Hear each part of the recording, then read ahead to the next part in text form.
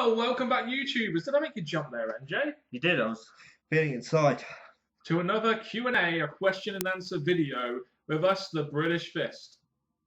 Catching! Oh, can I let me jump there, NJ? No, of course you didn't make me jump. I kind of expect you to do that. I am Mr. Parkin. This is NJ. What's up? And we're going to answer some of the questions that you've given us, and you can continue giving them to us, of course, as per usual, as I say this every week, in that comment section down below. Make sure you contact us in the links in the description box below. Yeah, I was waiting for you to say that. I kind of thought we were having to move on, but there we go. Michael Murray asked the first question. It's a Wade Barrett question. Yes. Oh dear.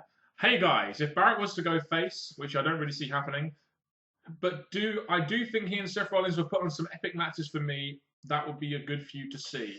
I don't know about Barrett being a face against Seth Rollins. I'd rather it be the other way around, personally. Right now, with this question, I think the WWE are continuing to make a mess because Barrett, when he had the "I'm afraid I got bad news," he was over as a face, but the WWE wanted that bad news thing to be a heel-like thing. So let's put into perspective that if he was to go down the face route, Seth Rollins main event kind of match, why not? But the WWE are not going to put Barrett in that place because of his mishaps in the past and his accidents and his injuries and stuff.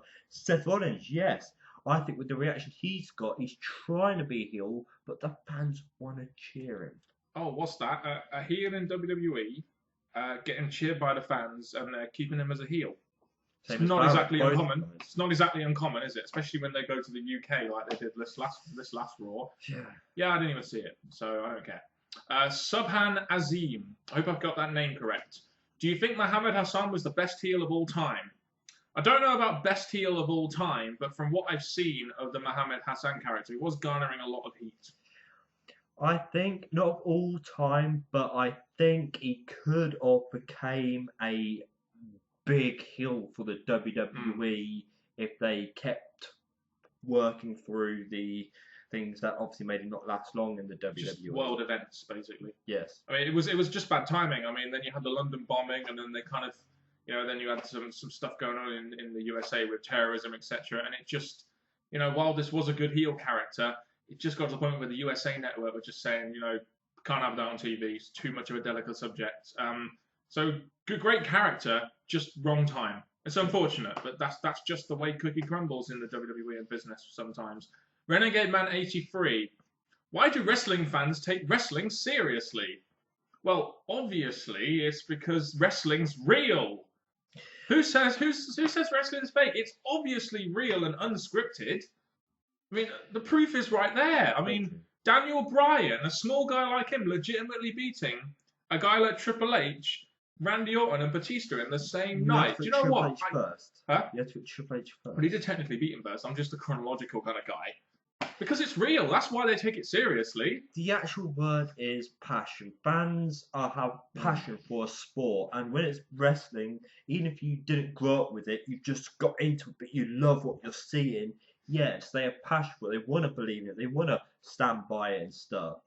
But obviously, our passion has been hammered down because the WWE are not concentrating on the right age group to get their money's worth from the fans. They're concentrating on the fans that they think's bringing the money. Yeah, which is the kids' parents, apparently, who aren't 18 to 39 years old. But there we go. I mean, I think wrestling fans take it seriously because it's an animalistic kind of thing. We as humans just will gravitate. When we gravitate towards something, we'll get very much into it. And I think it's all part of storytelling. I mean, you can get into movies, you can get into all sorts of stuff, TV shows. So why not get into wrestling? It's scripted. Magic is fake. Magic is all tricks and stuff. It's not real, but you still get into it. There's nothing wrong with that. And the fact that people get the piss taken out of them because they get into wrestling, and these guys that take the piss out of them get into UFC, I think it's unfortunate, and it's just it's a bit silly. Really. Everyone's going to stand their ground for what they like, but for wrestling, yes, it may be a bit more difficult to stand up for the WWE, but it's still something that I believe it's the passion for what you like. Do you think the WWE like to troll the fans? Example, fans asking who they want to headline WrestleMania. Roman Reigns or Daniel Bryan, 84% voted Bryan, 16% voted Reigns, and yet they do the exact opposite. Okay, no, this is a bit silly. Daniel Bryan had no momentum for a start. He'd only just come back from his injury. He had his moment last year, so to have for a guy like Daniel Bryan who needs to do a lot and really needs to be massively over, which he is, and needs to be in a massive storyline in order to get a run like this, you can't do it 2 years in a row. And I think really it got to the point where WWE knew they needed someone new. And they'd already tried the experiment with Daniel Bryan, and I know it wasn't his fault, but he got injured, and that affected their product. So that's why they really wanted to go with someone like Roman Reigns, who they believe is the sort of prototype kind of guy they would put at the top. So I don't think they troll the fans. I think they're trying to give the fans something new. It's just some fans are so fickle to fucking notice it. To be honest, I've seen and heard many people's opinion about this, so I can see it from both sides. I can see it from Vince's eyes because obviously he's got a new guy who's not been champion. He wants the main eventer. He can see the likelihood of great matches against big opponents, so they're going to want to push him and give fans the story of Reigns. But with Bryan, in your example, Vince knows, put Bryan main event, fans are going to be happy. But it's what, as Mr. Parkin said, already happened, but with a different story, and it's the second year in a row. So give fans what they want. You're going to get cheers and stuff. But obviously, it's about new things happening and not the same old thing. And it's about appeasing different audiences. You put Daniel Bryan out there, the hardcore fans are going to go mental. Yeah, fair enough. They are the most vocal. But what about casual fans? Do casual fans really buy into Daniel Bryan? Are they more into Roman Reigns? I mean, who really knows? We don't know, but I'm just putting it out there. But the biggest thing about this question, or one of the big things, is this: you've named two wrestlers. Yes, it was the WrestleMania 2 like the opponents, but it's not like you've got a large group of people that you could have had. Let's say, oh, Reigns getting bad reaction. Let's not use Reigns. Bryan's been injured. Let's not use Bryan. Let's use. They've not got like that group they used to have. Well, about 6 main eventers they could just throw in there. Yeah, totally agree. So I think, with this, you've had to name the two people that are both up there as possibly the future too. What would happen if the internet didn't exist, or doesn't exist, as the question said? Would WWE be any different? Oh, it would be well different. I think people would be less knowledgeable to the inner workings of the business, definitely. I mean, back in the day, you used to have to read this in magazines, and they weren't really, you read interviews and stuff. It wasn't, information is more readily available on the internet. It wasn't back in the day when the best way of getting it was through magazines. Spoilers wouldn't necessarily come out as much as they would, with the internet. It would be, I think that kayfabe would probably still be alive if WWE, if the internet didn't exist, or it doesn't exist. Even though the internet has so many great reasonings to be around, without it, people won't be streaming their big events. They won't be spoiling the returns, the future shows. All that will be gone, and fans will have to watch it to see what happens next. Yes, the WWE temporarily did this, or let's not let people know what's happening, but majority, it's all down to what the internet has ruined for the future, which has made fans choose if they're going to watch it or not. I mean, it does really make me wonder how many people are. I mean, the issue of streaming. While I understand why people do it, because maybe they don't feel like WWE has gotten their worthwhile money for an event. It just goes to show why, like, for example, at one of the Saturday night main event shows that Hogan versus Andre drew millions and millions of viewers, whereas today, you'd get so many people just streaming it because that's just the world nowadays, isn't it? People just stream. But the WWE have tried to do the WWE Network to try and make it worthwhile to the customer at the expense of pay-per-view buys. Now, many people I know just stream the WWE Network for free. So is it really working? I don't know. No,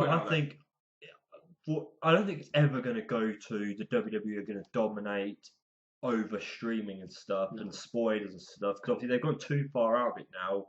The WWE created the network to try and beat the streams, but obviously it's not going to be the case. Robert Hernandez, with one major title, why doesn't WWE reshape the IC title or US title to its former glory? For a start, NJ's first in here. I want to say this, not straight away. It took me about a week or two, but I put it together that I'm pretty sure John Cena is going to retain that championship. you've got the other champion, Daniel Bryan, and I personally think at one of the big events of the year, possibly SummerSlam, it's going to be John Cena, the United States champion, versus the Intercontinental champion, Daniel Bryan. And eventually, if they are going to do what you just said, this will make the mid card champion. I think the issue with having one major title is that you need to give it to a big name, because used to be that you could give like a smaller name the SmackDown Championship and keep the main championship, the Raw Championship, with the big name. But now you can't really do that. You've only got one champion. That's why we've had people like Daniel Bryan, Randy Orton, John Cena, Brock Lesnar, CM Punk as the champions, etc. Because if let's say, I mean, Seth Rollins, yeah, all fine and good, but is he the kind of guy you see at the very top of the mountain? Not really. He's the kind of guy that you'd imagine that they'd give the World Heavyweight Championship to back on SmackDown. So that's why, one major title could be an issue. And this is why I don't mind them having an IC and a US title, because at least it gives mid-card opportunities and titles to these many other guys that are just never really going to get in the main event scene with just one major title. My biggest flaw with that is, about a week or two ago, I was looking through the WWE.com roster, and I was just like, there's hardly any proper mid-carders here. So how can you make two mid-card championship feuds? I was going through the list, scroll, like, there's hardly anyone here. The roster's not as big as you would think it is. It's really not. So, to be honest, I think using one championship with the minimal mid-carder group they've got would be better than trying to like two. Fair enough. RFV089. This is a football question, Andrew, so you can close your ears and hum. Mr. Parkin, what's your thoughts on FIFA announcing that the 2022 World Cup in Qatar will take place in November and December? I think that is a fucking joke. I really do. I really think it's a joke that the FIFA are having a World Cup in Qatar where people are just, where it's just way too hot, and that's forcing them to have it in November, December. I don't understand why they've got a World Cup in Qatar. I just don't get it. And neither does NJ. Neither does NJ. What advice would you give me on how to prepare for second-year university exams? Very simple. Learn how to reference in your coursework. Make sure you do the reading and make sure you revise, pretty well over about a week or two before the actual university exams. Second-year exams can bring a lot of pressure. But as long as you do okay in the second year, it's the third year where the big marks are going to come with the dissertation, etc. So take second year for what it is, do as well as you can, and just prepare as much as you can, and then it's third year, and that's when the work really starts. Trust me. In a way, is it embarrassing that the WWE is a billion-dollar company and has a massive fan base but only have 1 million network subscribers? I don't necessarily think it's embarrassing. I just think it goes to show that people may not really want to watch WWE on demand as much as they think. I mean, I had the WWE Network, and not really at any point in time did I think, do you know what? I'll go and watch an old WWE pay-per-view. Just because I just didn't feel like it. I'd rather play FIFA. Yeah, I just think that a lot of WWE feels like that these hardcore fans want to watch wrestling 24/7. That's just not the fucking case. I'm sorry. That is one point. My biggest point of all is that week after week after week after week after week after week after week after week after week after week, the WWE was plugging how much it costs. When we mentioned earlier in this Q&A that people can stream it for free, so why pay $9.99 when people can stream whatever you're mentioning apart from the podcasty things for free? I'm just thinking people are thinking in their mind, I get all that for $9.99, or I can get it for free. You can watch it for free afterwards. So just if you don't care about watching it live, you can watch it afterwards. Plus, it's not $9.99 here, is it? It's £9.99, which is like $14. So it's not really $9.99, is it? If it was $9.99, it would be about £6.50 where we are. And maybe for that, I probably would have the WWE Network. I know people who are choosing to stream, it's not adding up to the rest of the millions like you point out in your question, but I think a lot of people are realising how great the internet can benefit them money-wise. Definitely. We've had experience of that over the years as well, haven't we? No, we haven't. Playlist No, Maker SG. Sorry, I've missed a question. Sorry, RFG089. Can an argument be made that the 2015 Royal Rumble match was so bad, not even an appearance by The Rock could save it? You know what? I think it was more.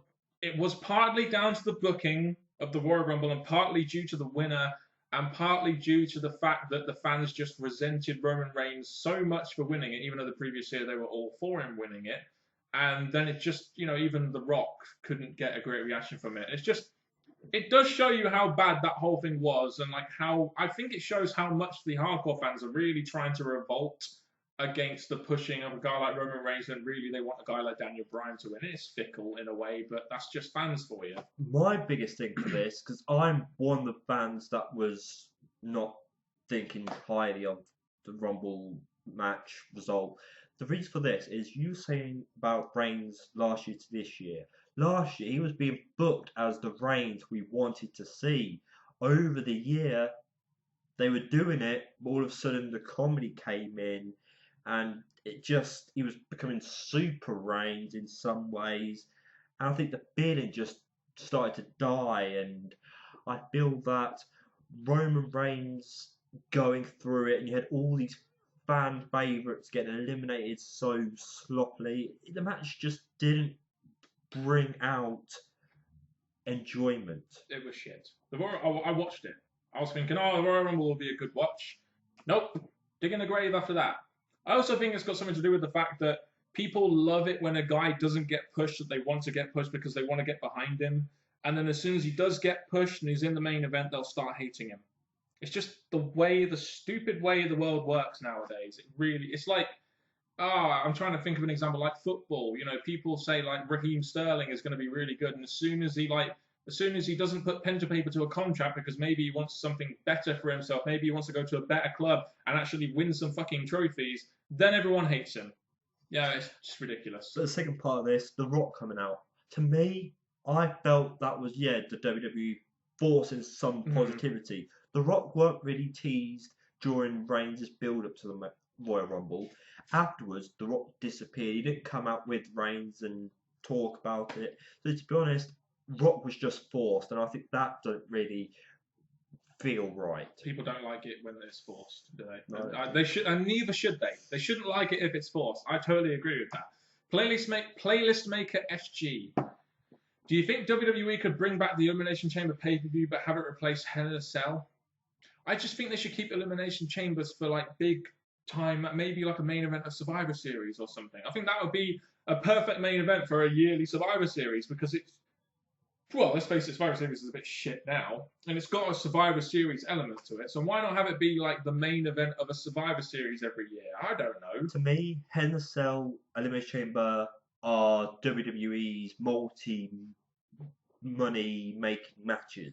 Matches that they put so much money to make for a big reason. That's what it should stay as, not a pay-per-view. So I think get rid of the Hell in a Cell, get rid of Elimination Chamber, and bring them as surprises would better than doing the whole pay-per-view rubbish they decided to make. Agreed. Could not agree more. Do you ever see Bad News Barrett going to the main event, or do you think he'll be in the mid-card forever? I